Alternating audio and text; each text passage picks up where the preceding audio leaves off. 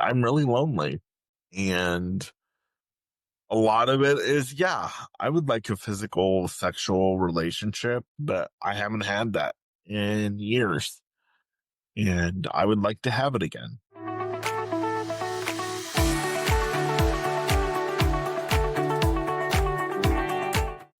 Hi, everybody. Welcome to this brand new episode of the Nick Speaks podcast. I am your host, Nick Comstock. This is the podcast dedicated to the disabled community where we speak up, speak out, and speak loud about the issues that matter to the disabled the most. I am your host, Nick Comstock. You guys, thank you so much for joining me on this Tuesday. I am so glad that you're here with me each and every week to discuss the disability community and disability lifestyle. We always have great guests, and I always, if I don't have a guest, try to come speak with you to my heart, from my heart, which is what I'm going to do today. And I pray that you'll stay throughout the whole show because I just really want to talk with you guys about what's been on my heart for the last week. And really, it just hasn't been on my heart for the last week. It's on my heart really all the time. And this is the first time I'm bringing it to the Nick Speaks audience. So I hope you'll stay tuned for my monologue today. But first and foremost, I want to thank my sponsor, Columbus Restorative Massage and Wellness Studio, for sponsoring this episode.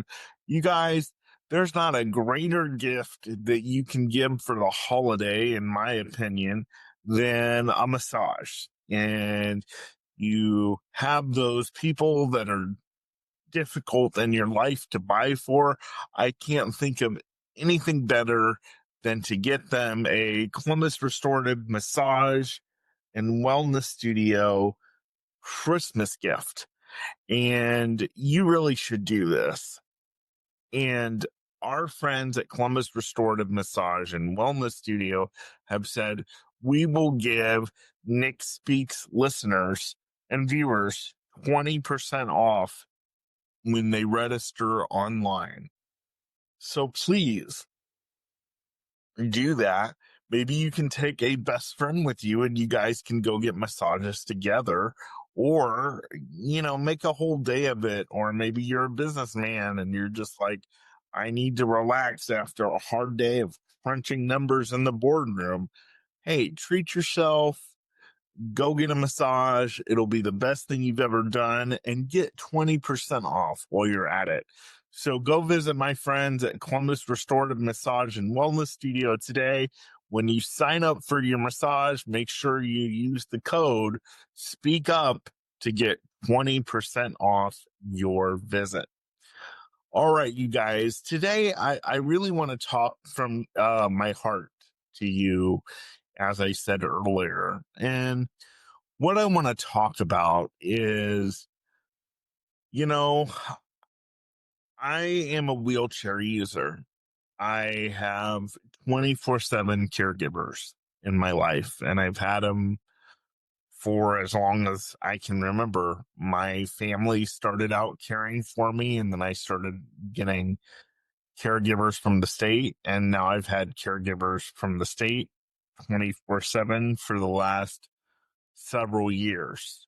So I've never really had an opportunity to be alone. I'm not alone right now. As I tape this podcast, I have a caregiver sitting in the room next door, and I can hear him watching TV. You guys can't hear it, but I can.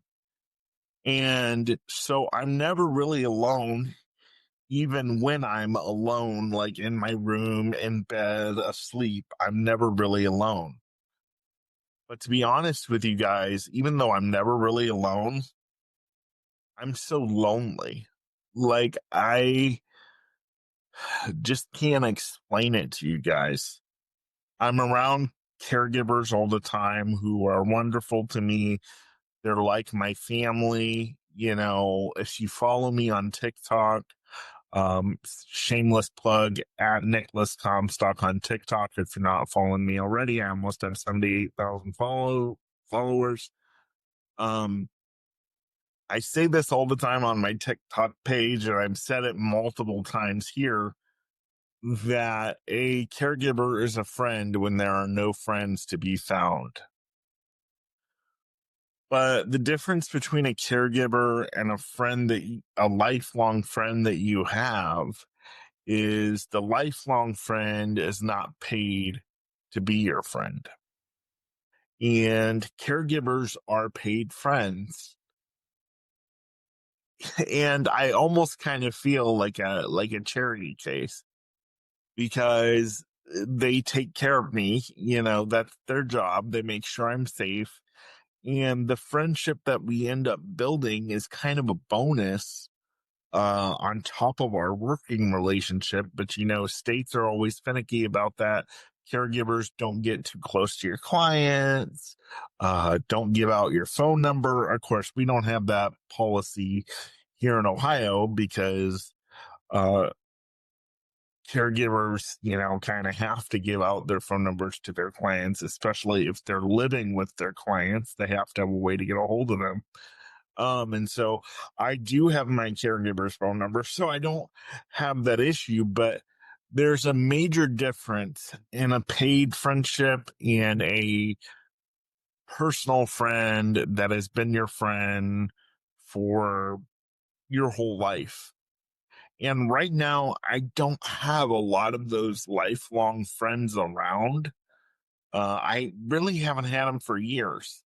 Once I left high school and got out of the routine of getting up and going to school every day, there were several years where the only people that I saw were my friends and were my family members and the people who cared for me.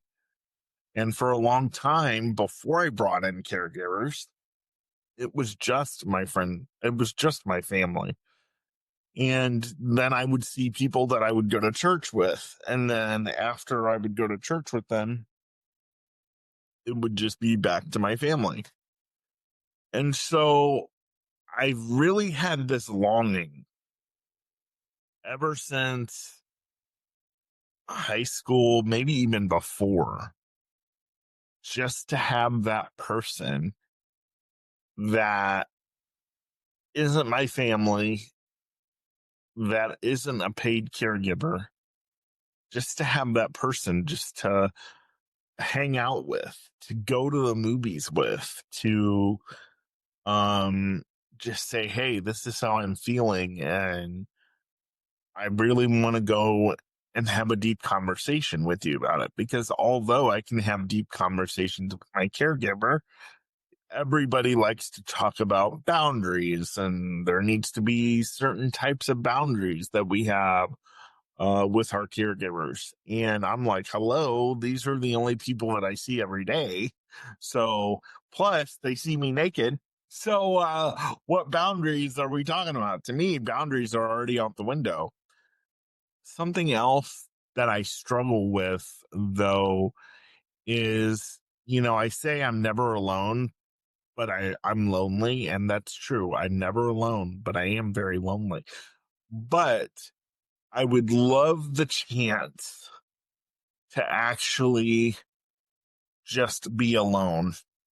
If my disability just disappeared for 30 days, say God came down to me and he said, Nick, I'm going to heal you of your disability for 30 days and you can do whatever you want. I would fast track, go get my driver's license and get in a car alone and just drive until I couldn't drive anymore. Because that is something that I don't have the privilege of doing. I'll watch videos on TikTok and people will say, I just love getting alone in my car and just sitting alone in my car before I go in my house and have to see everybody. I don't do that. I don't get to do that because when I go in my house, I have somebody following me in my house. And then when I go in my room and I shut the door, I know they're right on the other side of that door on my couch waiting to see what I need next. And I don't want to make it sound that I'm complaining about having 24/7 care, because I'm not. I realize that I need the care in order to live the life that I live. I would not be able to live in my own apartment. I would not be able to go where I want to go when I want to go without somebody being with me 24/7. I realize that. It's just having that one person all the time, constantly with you, and you really don't want them with you, but you really need them with you, because it could be at sometimes dangerous if they're not with you, and you can't live your life if they're not with you, but you would really like to be alone. I mean, that is just something that I dream about. And it's really hard because I don't have a partner right now. I don't have somebody that I can cuddle with and do all kinds of things that we won't talk about because this isn't the Playboy channel today. Um, I don't have that partner, and I don't have people that I can call up here in my local town of Columbus, Ohio, and say, "Hey, let's go have lunch," or "Let's just you and I go without my caregiver." I don't have that ability. And so even though I have people around me 24/7, I feel so alone. And I don't know if anyone else who has 24/7 care can relate, or if you don't have 24/7 care, if you can relate, um, to always having somebody up in your face, and, just the ability just to take a deep breath and go, and to hear nothing after that, and to know that nothing is on the other side of that deep breath. I don't have that. I don't want to sound like I'm repeating myself, but like I said earlier, I can't just go get in a vehicle and be alone. And I struggle with that because I have a lot of built up anger that I want to get alone in a room where nobody's going to hear me and nobody's going to hear about it afterwards. I just want to get alone in a room and just scream and let it all out. And I don't share I mean, there is a lot of stuff that I share a lot with my caregiver, my primary caregiver especially. But there's a lot of stuff that I don't share, because if I do, I feel like my caregivers are going to be like, "Okay, let's commit this guy, commit him to a mental institution." And I don't think they would do that right off the bat. I have a tremendous care team, but you just have to be really careful with what you say and who you say it to. And so I'm very careful about that. My dream would honestly just be get in a car and just let it go until it runs out of gas, and then go to a filling station, have somebody meet me there, fill it up again, and keep driving until I run out. Just so that I could have that time alone in the car just to decompress. Um, usually my staff that takes care of me in the morning, usually him and I have my smart speaker all the way up to volume 10, and I've got my Southern gospel music on, and I usually skip about the first 20 or 30 songs because for whatever reason, even though I put them on my own playlist, I don't like to hear the same ones over and over again. And my smart speaker doesn't get that. So I have to skip to get to the right ones that I actually like. But this one particular morning last week, when I was getting out of the shower, we usually have the music on when I'm in the shower so I can kind of sing along or whatever. And this one morning, this last week, when I was getting out of the shower, I told my smart speaker to stop playing music, and I told my staff, I just want it completely silent. I don't want you to say anything. I don't want to say anything during this whole process unless I need something, and I just want it completely silent. And I did that.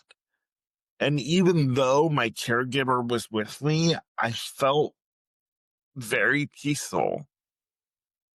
I hear that hairdressers have this thing that if their client comes in and says they want a silent appointment, they won't talk to them the entire time. And I kind of, this is kind of weird. Even though I was getting ready for the day, I kind of felt like I was in a hairdresser chair having a silent appointment. And if you're a hairdresser, you know what I'm talking about when I say having a silent appointment. And the fact that I was only able to tell my caregiver, listen, I'm not going to talk to you for the next 30 minutes. I'm going to not listen to music for the next 30 minutes while I'm getting ready. I mean, I get that was the big thing, and I'm grateful that I was able to do that. But not able to have the real thing, like not able to get in a car and say, I don't know where I'm going. I'm just going. That is something that I hope those of you that have the ability to get in your car and just drive somewhere in the peace and quiet of your car, I hope you don't take that for granted. Or if you're able to turn up the music really loud in your car and just sing along when it's just you, I hope you really enjoy that, because I don't have the ability just to do that and just be loud with myself. I always have somebody with me. And I want to reiterate how grateful that I am to have somebody with me, because I realized that if I didn't, I couldn't live the life that I live today. But I just got to tell you, it gets on my nerves. And if I could just have one day where I was, or 30 days, forget one day is not long enough. If I could just have 30 days where I was completely healed, I didn't need help with anything, I could go out and do whatever I wanted to do when I wanted to do it. I didn't have to go on somebody else's time schedule, because even though I have 24/7 care, and the caregivers are here to provide services that I need and that, take me places where I want to go, you still have to be considerate of that caregiver's time, in my opinion. And if you're not, you're a crappy client, in my opinion. But that's another story for another day. I I just would love the ability to really go on my own time schedule. And you say, Nick, well, don't you have alone time? For those of you that live in Ohio, you know what alone time is. And I do. I can access my alone time at any time. I have unlimited alone time. But it is not safe for me to be alone for very long at all. Because if I do, I have the bowel movement that can be smelled around the country. Um, and it doesn't just stay in one place, it goes everywhere. Sorry for those of you that are eating breakfast or dinner whenever you're listening to this. Or I drop my phone and I have to call my caregiver and say, "Hey, can you come off of my alone time that I allowed you to take? Can you come off and pick up my phone?" You know, so trust me, I've been alone for hours on end before and it's never gone good. I've always had to end up calling somebody because I get myself in major trouble. I have the world's largest bowel movement, or I drop my phone, or here's a good one: my chair falls on top of me when I'm out trying to drive to the bus to go to church and I break my foot. And staff wasn't there to walk me to the bus, so that didn't happen. So it is really not good for me to be alone and use excessive amounts of alone time. So I always have to have somebody with me, whether I want them there or not. And it's just something that I've really struggled with because on one side, you have the state putting up these boundaries saying, you know, don't be friends with your caregiver. But on the other side, they're the only friends that you have because no one else comes around because they're busy with work or they're busy with kids or they're busy living their own life, able to go on nice vacations while you're sitting here on a shoestring budget waiting for the government to get their act together to reopen, which thank God they finally reopened after 43 days. Good Lord. But anyway, so even though I'm not alone, because it's never really good for me to be alone, I just wanted to share and be vulnerable today that as a person who is confined to a wheelchair 24/7 and has to have somebody around them 24/7 in order to live a daily life, that I'm very alone. And I wish there was a way I could change it. I know that I may get some people on here that say go for counseling. I went for counseling for years, and I did. I had a really good counselor. This last time I went to a counselor, he was full of shit. I'm just gonna be honest. My last counselor really sucked. He sat there like a bobblehead and was like, just shook his head up and down for like an hour and a half. Let me vent. Let me say what I want to say. There was no homework. There was no any of this. And I don't know where he got his counseling degree, but he really sucked. And I honestly don't want to go to counseling anymore because then you have to open your heart up to a brand new person. You have to rehearse your story all over again. You have to go through the trauma all over again of telling your story of how you grew up, and Lord knows y'all don't want to hear all that trauma. Trust me. I just sounded like Santa Claus. Well, I am Saint Nick. And it's getting close. Are you being good? You better watch out. I'm coming to town. No, I'm just kidding. Anyway, but yeah, I just wanted to share that with you guys. I hope that it didn't put you off in any way. Um I'm a Scrooge when it comes to this. Thanksgiving and Christmas are coming up, and New Year's and the whole shebang. And I'm just not really looking forward to it. I'm not. I have some friends that invited me for Thanksgiving dinner. Don't know if that's going to work out yet. Haven't heard back from them. So if I don't end up going with those friends, then I'm going to be eating at the Golden Corral for Thanksgiving dinner. Woohoo! which is okay. I mean, hey, Golden Corral, sponsor me. I mean, your fried chicken is some of the best in the world. I don't care if it is Golden Corral or not. Your fried chicken rocks. Um, but yeah, so I'm one of those bah humbugs, I guess, when it comes to um Christmas and Thanksgiving. I'm not all into the fake happiness that everybody has that time. I mean, maybe some of it's genuine, but it's all, what do we got to get for this person because uh we're so tied up with who to buy for, and what if they don't like this, and what if they don't like that. And probably the most that I enjoy about the Christmas holiday season and Thanksgiving holiday season is the food. Then I have to worry about not eating so much food, because if I do, then my staff will have a problem moving me around. And that's another thing I struggle with too.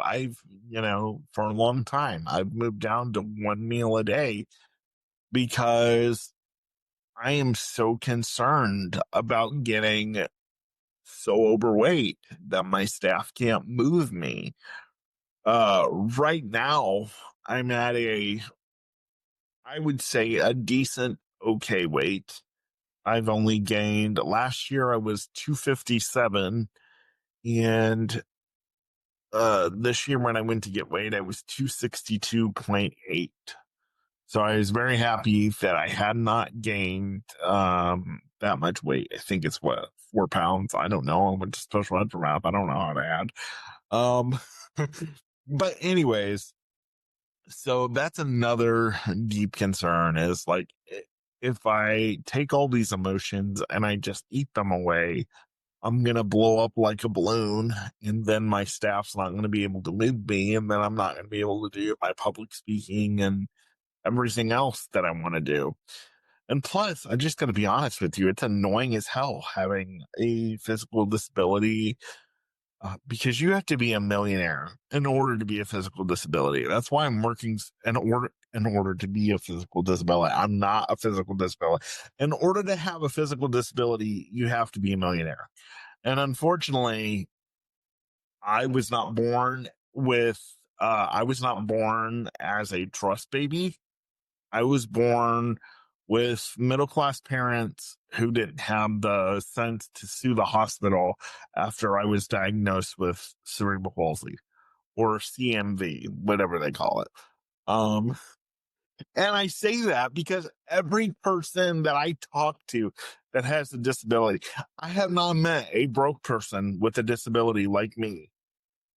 They've all said, Nick, oh, I had, my parents had great finances and we had money and this, that, and I was a trust. And I'm like, damn, like,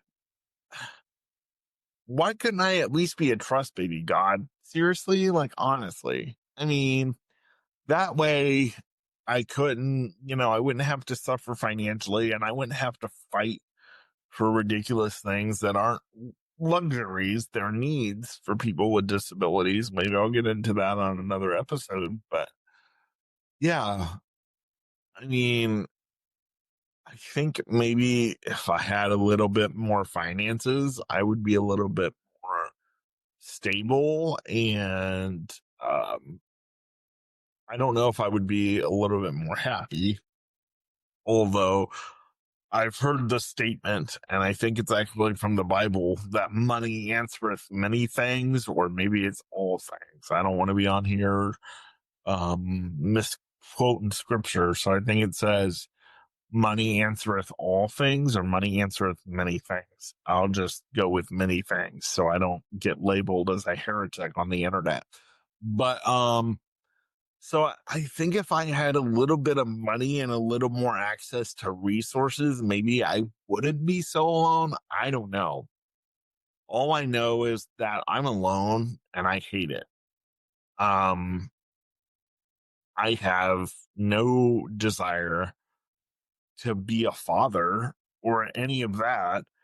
Um, and that's just because I don't want to be I don't want to be a strict disciplinarian like my dad was. And I think I would either be one of the two. I would be my kid's best friend and let him get away with murder, or I would push my kids away and be a strict disciplinarian. And I don't want to be that way because I've seen what has happened when you're a strict disciplinarian and you push your kids away. And yeah, I've seen what happens there.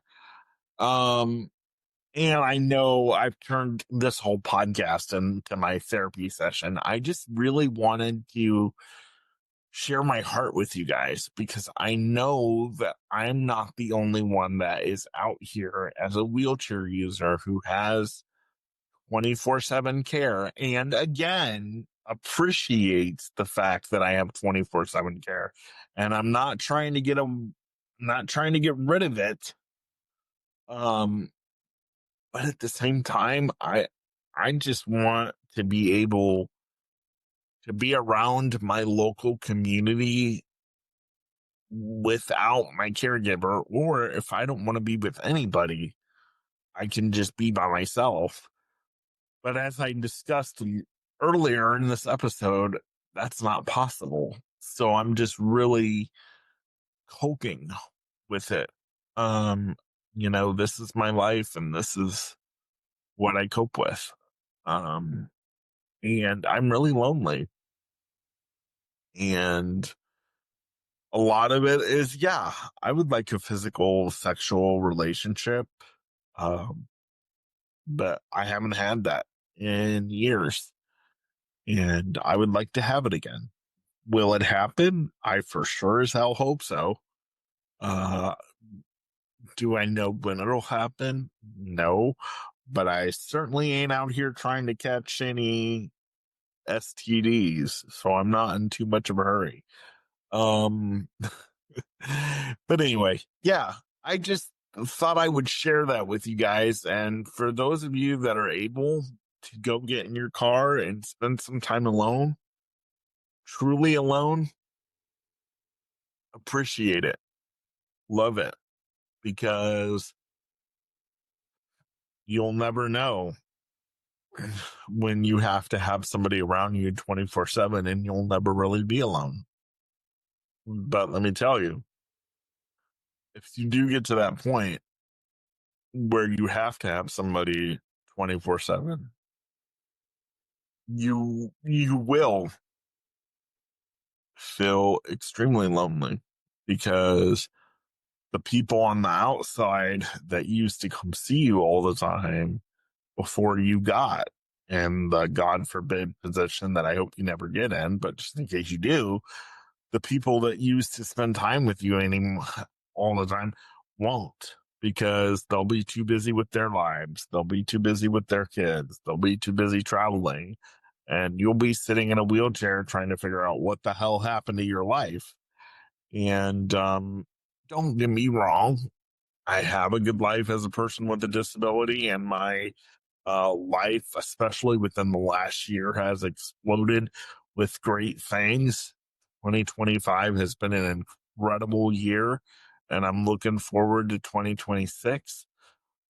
I just wanted to share what has been on my heart for a long time. And I don't know if this will reverberate with anybody, but I hope it reverberates with somebody. And if you're in the local area, and you see me out and about, maybe say, "Hey, Nick, let's go get coffee or let's go get something to eat." Or email me and say, "Hey, I'm in the local area and I heard your podcast and I would love to go get something to eat with you if you're in the local area." And another thing is, too, I've got to be honest, is that a lot of people without disabilities think that the only people that people with disabilities want to be around are people with disabilities. And I got to be honest with you, I feel like such a fish out of water when I'm around people with disabilities. Because honestly, when I'm around people with disabilities, I'm not around a lot of people like me who are physically disabled, but mentally enabled, as I say many times on this podcast. And so I kind of feel like I'm an outcast as it is because I don't have a lot of the same mental troubles that my disabled friends, unfortunately, were born with. And so, they're fine with, going to the store and watching hours of TV and just being in their rooms. They're fine with that because they don't know any different. And I do. And it's just like, I want more to life. I want to go paint the town red with friends every Friday night, or even, and that's why church um used to be important to me. It's not really that important anymore. Maybe I'll talk about that in another episode. But I looked forward to church so much because at least people at church, we were all there together, and then they would talk to me, but they wouldn't talk to me outside of church. So that's what kind of turned me off to church. Well, that and so many other things, which I can talk about in a future episode, but I won't today. So yeah, I just wanted to share that. Like, if you're able-bodied and if you are able to get out and go in your car whenever you want, and don't put in my comments, well, I'm not able to go whenever I want, I have kids. Okay, but you're able to schedule it, okay? And if you're not able to schedule it, then there's something wrong with your freaking schedule and you need to get it fixed. All right? So if you're able to get in your car and you have a half-hour drive to work by yourself or an hour drive, appreciate that drive. Appreciate the fact that you're in the car yelling at the driver in front of you because they're stupid. Appreciate the fact that you're in your car yelling at the driver in front of you by yourself. And you get that time to take out all your anger and frustration, and nobody else has to hear about it except you and maybe the driver in front of you if you're yelling loud enough. But, just appreciate that. Appreciate the time that you get to take a shower by yourself. You don't have to have somebody in there showering you off, making sure that you're showered. Appreciate the time that you have with your husband, your wife, your partner, where you appreciate your time with them. A thing that I also struggle with as a person with a physical disability is the lack of affection that I get. You know, um, I give my caregivers a hug, sure. Um, but then again, they have to be careful because they've been told, hey, don't hug your clients. At least they've been told that in the past. And I've said, screw you, I'm hugging my caregiver anyway. Um, you know, that's because my name's Nicolas, a former Baptist rebel. Um, anyway, but like I don't really get any affection, and so I'm struggling with lack of touch and lack of affection and hey, how are you doing today? And all this type of stuff. I struggle with that. And so if you're able to do that and be with somebody, appreciate that. Appreciate the fact that you're able to hug that person and be with that person and that they are there to listen to your wants and your needs and your concerns and all of that stuff because I don't have that and I wish I did. So I hope this episode wasn't too sad. I got the idea for this episode from somebody that I was talking to, and they said, and I was sharing a lot of this that I shared with you today. And they said, Nick, you should turn that into a podcast episode. I think that would be really helpful. And so I hope it is. I hope I didn't ramble too much. Because I know I can do that when I have monologues, and I certainly hope I didn't say the word too much, but I'm sure I have people out there that'll say I did or whatever. So bring on the hate mail. I'm big enough to take it. I also want to know your suggestions and your thoughts. Do you think I need to be committed? If you do think I need to be committed, I'm probably not going to listen to you, so you can just shut the hell up. And I really hope that this will inspire some conversation about, how can how can people with disabilities make their lives better? How can we be integrated in the community more? Because like I said, we don't want to be with disabled people all the time. Well, at least I don't. Maybe I shouldn't speak for the whole disabled community. I don't want to be with disabled people all the time. But yeah, so I hope this resonates with a lot of you, and I hope this helped you. And if it didn't help you, I'm sorry. Maybe I'll have a guest next week or a better topic to talk about, but I just wanted to come share my heart with you. So I hope you enjoyed it. And thank you again to Columbus Restorative Massage and Wellness Studio. You guys, please go get those massages and use the code Speak Up at checkout. All right. Thank you so much. This is the Nick Speaks podcast, the podcast dedicated to the disabled community, where we speak up, speak out, and speak loud about the issues that matter to the disabled the most. Thank you so much. I'll see you next week. Bye-bye.